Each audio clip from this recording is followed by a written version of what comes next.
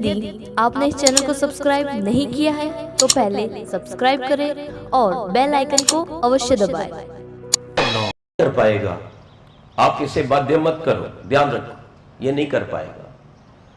तो पिता ने बात नहीं मानी, फिर भी मूलशंकर को साथ ले गए और मंदिर में रात का जागरण था। पुत्र को बताया गया शिवजी प्रकट होंगे, महाशक्तिशाली हैं, संसार का कल्याण करने वाले हैं, उच्च कोटि के योगी तपस्वी हैं। मूलशंकर तो बालक था, पिता पर पूर्ण विश्वास किया और जाकर के बैठ गए। बैठे बैठे रात बीतती गई, 12 बज गए, सब सोने लग गए, सब पुजारी सो गए, पिताजी को भी नींद आ गई। इतनी देर में मूलशंकर को भी नींद आने लगी। वो तुरंत उठा, बड़ा आगे लोटा लिया, पानी लिया, आंखों के छींटे मारे कि नहीं, आज तो मुझे शिवजी के दर्शन करने हैं। फिर बैठ गए आंख खोलकर, तो देखा कि कोई शिवजी प्रकट तो नहीं हुए, एक चूहा आ गया और वो चूहा उस पिंडी पर चढ़ गया, शिवलिंग पर प्रसाद खाने लगा और उसने अपनी विष्ठा कर दी। ऐसा तो प्राय देखा जाता है। इधर माता जी बेचारी पूजा कर रही होती हैं और उसके घर का कुत्ता भी साथ होता है, कई बार तो पीछे पीछे कुत्ता भी आ जाता है साथ साथ, क्योंकि पालतू है।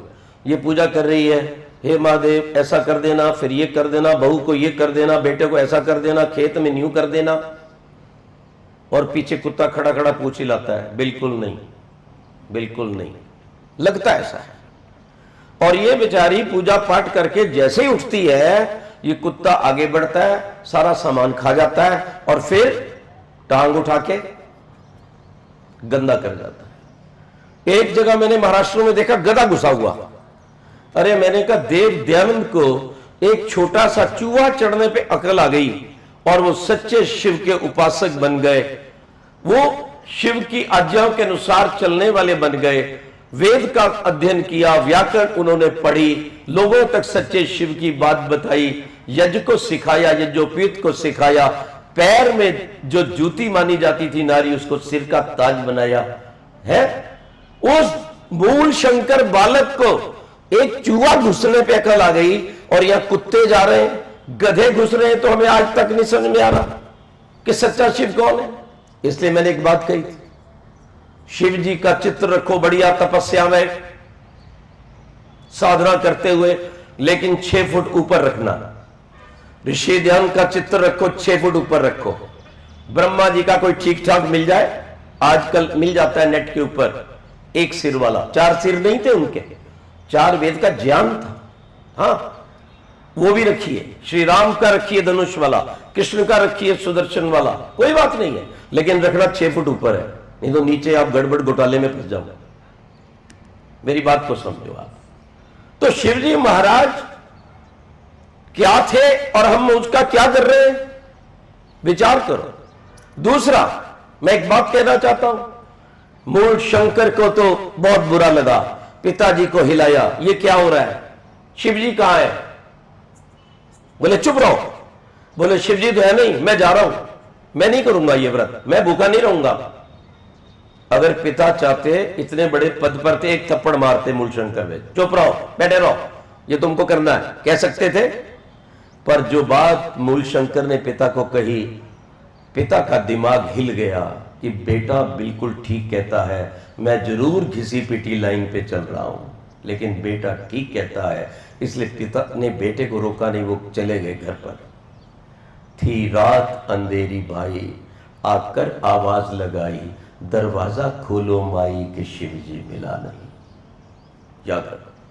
और उन्होंने भोजन कर लिया और अपना व्रत समाप्त कर दिया और सच्चे शिव की तलाश में, सच्ची वेद विद्या पढ़ने के लिए, सच्चे शिव को पाने के लिए उन्होंने समाज की सेवा की, क्योंकि सेवा और साधना ईश्वर प्राप्ति के 2 कर्म हैं। और ये सभी ऋषि महर्षि जिनको हम मानते हैं, ब्रह्मा, शिव, राम, कृष्ण, महर्षि दयानंद, इन सब ने ये 2 कार्य किए। अकेले आंख बंद करने से भगवान नहीं मिलता है। हम साधना करेंगे, सेवा समाज की करेंगे, यज्ञ करेंगे, गोरक्षा करेंगे, अपनी संतान को संस्कारी बनाएंगे, तो भगवान आपको चुनेगा। भगवान चिल्लाने से नहीं मिलता, माला घुमाने से नहीं मिलता। भगवान का घर कोई बनिए की दुकान नहीं है कि मैंने 1000 बार मंत्र बोल दिया बस भगवान जी आ जाओ, वो इससे नहीं मिलता। आप 20 मिनट बैठो, आधा घंटा बैठो, 1 घंटा बैठो, समर्पित होकर बैठो और भगवान के लिए बैठो। और ये पता होना चाहिए कि भगवान कौन है।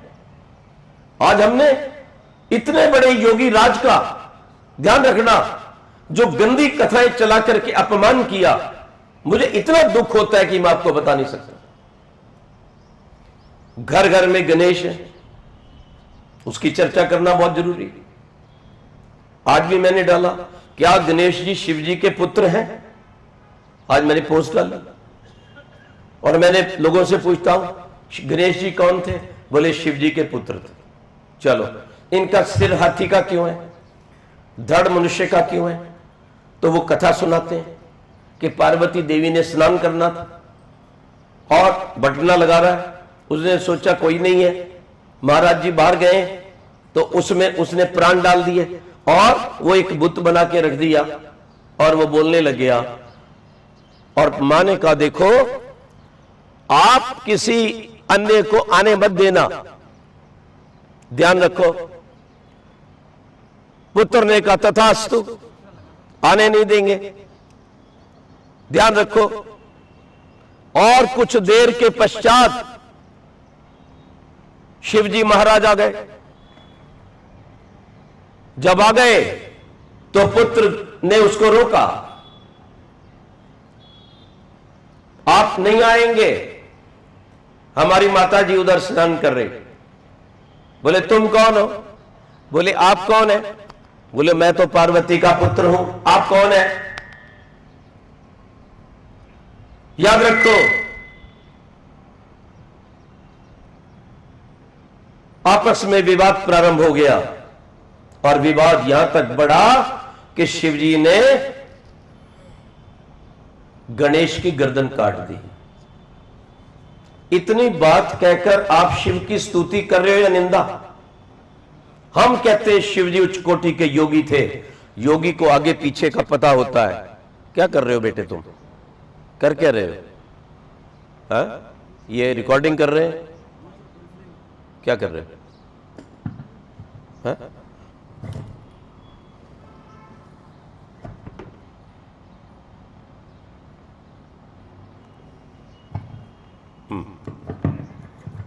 ओ ओ योगी राज शिव, उनके ऊपर आरोप लगाना, उनको पता नहीं चला कि मेरा ही पुत्र है, पार्वती ने ही ये खड़ा किया है,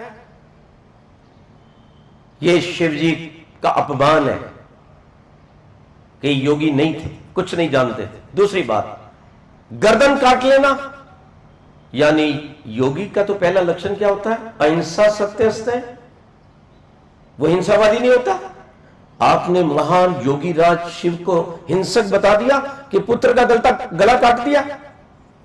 तीसरी बात, आगे चलो। पार्वती देवी बाजू में स्नान कर रही थी, कहीं दूर तो नहीं थी ना? जब ये झगड़ा हो रहा था वो सुन रही थी नहीं? आवाज दे देती, महाराज ये अपनी संतान है, आप झगड़ा मत करो। क्यों नहीं बोली? क्या सुनती नहीं थी? बैरी थी? या फिर आजकल की कई जगह ऐसी पुलिस है झगड़े में नहीं आती, जब कोई मरा जाता कट जाता तब आती। क्यों नहीं बोली भैया? कम से कम देश भर के पुजारियों से, कथावाचकों से सवाल जरूर पूछ लेना खड़े होकर के, तो आज आपका शिवरात्रि पर्व मनाना सार्थक और शिव जी का मान होना सार्थक हो जाएगा। यही आर्य समाज का, देवदयान के सिपाहियों का लक्ष्य है। आगे बढ़िए। पति पत्नी झगड़ने लग गए, तुमने बेटा क्यों मारा? उसने कहा आने नहीं दे रहा। अरे मैंने बिठाया था। है? पति पत्नी देवता है, पूज्य है, उनको साधारण वहां जो साधक रहते थे जंगल में, वो आकर समझाने लगे मत लड़ो मत लड़ो, ये अच्छा काम नहीं होता पति पत्नी का लड़ना, please cool down cool down. इससे शिव पार्वती का मान बढ़ा या अपमान? बोलो, आगे चलो। अभी तो और भी। तो वहां के साधकों ने पार्वती को समझाया कि आप झगड़ा मत करो। बोले नहीं, मैं नहीं करूंगी झगड़ा, मेरे बेटी को जीवित कर दें। तो शिव जी आगे बढ़े। एक हथनी सोई हुई थी कहते हैं, उसके पास बच्चा लेटा हुआ था। ये बच्चा उठाया, उसकी गर्दन काट दी। क्यों जी? बच्चे का क्या कसूर था? कोई पूछो इनसे, क्यों काटा? एक और हत्या का आरोप लगा दिया। ऐसे थे हमारे शिव। इसीलिए तो हमारे समाज के संस्थापक, सत्य सनातन धर्म के रक्षक दयानंद रोते हैं कि मेरे भारत का, भारतीय संस्कृति का, हिंदुओं का क्या बनेगा। और इसलिए हमारे समाज की स्थापना की कि यही एक ऐसा आंदोलन है जो भारत की संस्कृति को, सनातन धर्म को बचा सकता है और हिंदुओं को अपने प्राचीन मार्ग पर ला सकता है। बोले जी हथनी पीट करके सोई थी इसलिए बच्चे का सिर काट दिया। लो जी, सोई तो हथनी थी पीट करके, कसूर किसका था, हथनी का या बच्चे का? तो भाई हथनी का काटता, लेकिन हथनी का भी कहां कसूर है? एक मां दूध पिलाया, लोरी दी और सो गई। उसको क्या पता सोती हुई को कि मेरा पीठ है या छाती है बच्चे की तरफ? किसी का कसूर? ये सारा कसूर और बदतमीजी इस कथा बनाने वाले की है।